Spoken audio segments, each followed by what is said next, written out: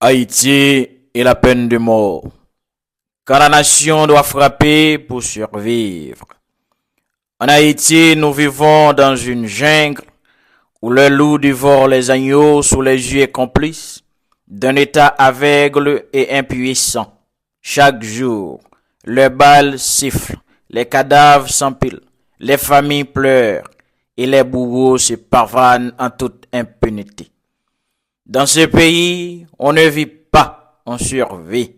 Et pourtant, certains osent encore nous parler de droits humains pour protéger les monstres qui n'ont jamais respecté la moindre parcelle d'humanité. Face à ce désastre, il n'y a plus de place pour le discours mou, ni pour le compromis hypocrite. Haïti doit choisir, protéger ses criminels ou protéger son peuple. Et la seule justice qui parle encore à ces monstres qui tuent, violent, volent et trahissent la patrie, c'est la justice radicale, la peine de mort. En Haïti, tuer un homme est devenu plus facile que tuer un cochon. Kidnapper une femme, c'est devenir un business. Vendre des enfants à l'étranger, c'est devenir un commerce normalisé. Arracher des organes sur des corps sans défense pour le revendre au marché noir, c'est devenu une pratique secrète mais bien réelle. Preuve que la vie humaine n'a plus aucune valeur. Trahir la patrie en s'alliant aux puissances étrangères ou aux gangs, c'est devenir la carrière des politiciens. Et que fait l'État? Rien. Ou pire, il collabore. Les politiciens financent les gangs. Les policiers louent les armes aux bandits. Les juges libèrent les assassins contre quelques liesses de billets. Voilà la réalité nue. Haïti est dirigé par la corruption, gouverné par la peur et contrôlé par les criminels. La vérité crue est simple. L'impunité a fait d'Haïti un cimetière à ciel ouvert. Ceux qui assassinent des enfants, violent des jeunes filles, massacrent des familles entières ne craignent ni la police, ni la justice, ni même Dieu. Car en Haïti, la justice dort, la police négocie et les politiciens protègent les criminels qui les financent. Résultat, la violence règne et l'innocent est enterré pendant que le coupable trinque au rhum. Alors oui, il faudrait dire haut et fort, la peine de mort doit redevenir une âme légitime du peuple et de l'État. Pas comme un spectacle de dictateur, mais comme une justice radicale et implacable face aux criminels qui détruisent notre société. On nous répète, la peine de mort est inhumaine. Mais ce qui est inhumain, c'est de violer une fillette de 8 ans. Ce qui est inhumain, c'est de décapiter un chauffeur de bus parce qu'il n'a pas payé le péage d'un gang. Ce qui est inhumain, c'est de kidnapper des étudiants, des médecins, des commerçants et de les laisser pourrir dans des caches infectes. Ce qui est inhumain, c'est de vendre la nation comme une marchandise au plus offrant. Il faut frapper vite, fort et définitivement. Qui tue, qui viole, qui kidnappe, qui trahit la patrie doit mourir. C'est une question existentielle. La peine de mort n'est pas une vengeance, mais la défense ultime de la société. Quand une société est dévorée par le loup, il faut éliminer les loups. Les prisons en Haïti ne servent à rien. Elles débordent, et s'il y en a, elles forment de nouveaux criminels, deviennent des bases de commandement. Enfermer un bandit, c'est lui offrir du repos et du temps pour planifier le prochain massacre. On nous vend l'idée que la prison suffit. Quelle prison?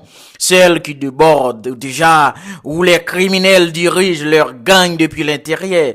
En Haïti, les prisons sont des écoles du crime. Enfermer un tueur en série, c'est lui offrir un centre de formation et une cellule VIP. Non, la prison ne corrige pas les monstres qui ont choisi le sang comme métier. Il n'y a qu'une seule langue que comprennent ces hommes, la peur de mourir.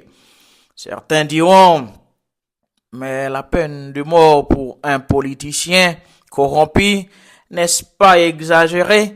Non, parce que la corruption tue plus que les balles. Quand un ministre vole l'argent de l'hôpital, ce sont des milliers d'enfants qui meurent faute de soins. Quand un député détourne les fonds de la reconstruction, ce sont des familles entières qui vivent sous le décombre. Quand un président pactise avec des puissances étrangères pour garder son trône, c'est toute la nation qui s'écoule. La corruption est un maître lent, les corrompus sont des assassins en col blanc. Ils méritent la même peine que le bandit qui tire dans la rue. Le kidnapping est devenu une véritable industrie en Haïti. Chaque famille compte un parent ou un ami qui a été enlevé, humilié, torturé, violé ou tué. Le kidnapping n'est pas seulement un crime, c'est une guerre contre le peuple et contre la survie de la nation. Un bandit qui kidnappe détruit une vie, une famille entière, une économie et toute une nation. Et pourtant, combien de kidnappés sont arrêtés? Combien sont jugés? Aucun. Ils sortent de prison avec l'aide de juges complices. Pour le kidnapping, la peine de mort n'est pas seulement juste, elle est obligatoire. C'est le seul moyen d'arrêter ce cancer. La trahison de la patrie, le crime impardonnable. En Haïti, trahir la patrie est devenu un sport national. Les politiciens brandent nos richesses, livrent nos ports et nos frontières, pactisent avec les gangs, invitent les forces étrangères à occuper notre territoire. Ces traites ne valent pas mieux que les esclavagistes qui vendaient nos ancêtres. Dans n'importe quel pays digne de ce nom, la trahison est punie de mort. En Haïti, elle devrait l'être et encore plus, parce que chaque trahison nous enfonce dans la misère et la dépendance.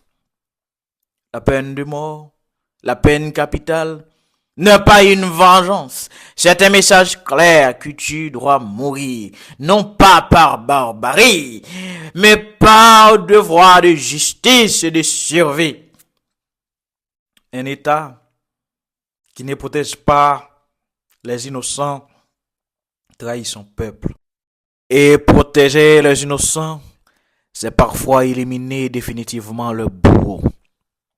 On me dira, et si l'État se trompe? En Haïti, l'État se trompe déjà. Tous les jours en laissant les criminels tuer impunément. Le vrai danger, ce n'est pas exécuter un coupable. C'est de laisser 1000 innocents mourir faute d'avoir eu le courage d'agir. En attendant que la peine de mort soit réellement appliquée, s'ils ont encore une once de dignité ou quelques neurones valables, ils devraient boire eux-mêmes le poison comme l'a fait Socrate, plutôt que de continuer à imposer leur médiocrité et leur nuisance au monde. Ceux qui s'opposent à la peine de mort en Haïti ne défendent pas les droits humains, ils défendent les droits des criminels. Ce sont des complices silencieux de la barbarie. Ils veulent protéger les loups au lieu de sauver les agneaux. Haïti n'a pas besoin d'un État qui caresse les criminels, mais d'un État qui frappe les criminels. Nous ne parlons pas de barbarie, mais de survie. Tant que les assassins, les kidnappeurs, les violeurs, les corrompus, les traites ne craindront pas la mort, le peuple continuera à mourir chaque jour. La peine de mort est donc plus qu'une option. Elle est une urgence, une âme de justice, une nécessité vitale.